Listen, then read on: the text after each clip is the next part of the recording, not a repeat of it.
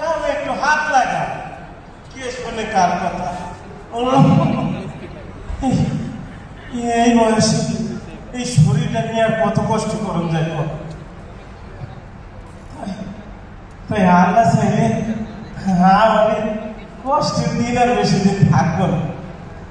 আমার পোলা আবু সাইদ শহরে নাম করা ভার্সিটিতে পড়ে। আমার কইছে, বাজার তুমি কোনো চিন্তা করো না, কয়েকদিন পরে আমার পরীক্ষা, দেখবা পরীক্ষায় ভালো নম্বর পাইয়া আমি একটা চাকরি ঠিক জোগাড় করি। আমার কি কাজ শুনবে, আমারে কয় আমার লইয়া নাকি শহরে বড় ডাক্তার দেখাবে, আবার নতুন জামা কাপড় কিনা দিবে। আর তুমি চিন্তা করবে না সাইজের মা, তোমারও জামা কাপড় কিনা দিবে। আসলে অভাবে সংসার তো, সব কটা মোলা মাঝে লেখাপড়া করাইতে পারবে।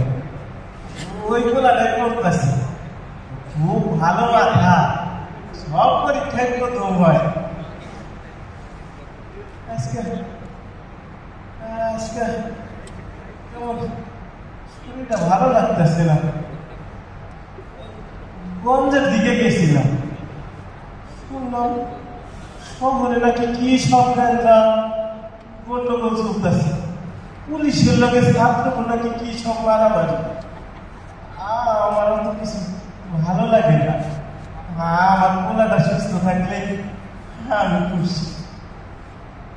অন্য কিন্তু এমন সময় আমার আবশ্যক ফোন দেয়, আজকাল ফোন দিল না তো, আমিও ফোন দিছিলাম, ওই ফোন বন্ধ। কি হয় কি জানি, মনটা কেমন আনসার করতেছে। যাই কামে যাই। গ্রামের মধ্যে গাড়ি কিসে,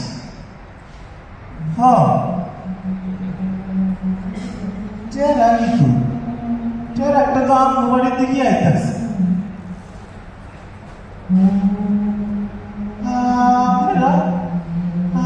আপনারা কারা, কথা বল না কেন?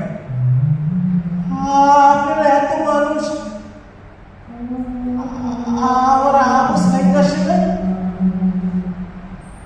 আমার আবু সাইদ কই? চুপ করে আছেন কেন? কথা বল না কেন? ও বাজা, তোমার তো আমি চিনছি, তুমি আমার আবু সাইদের বন্ধু।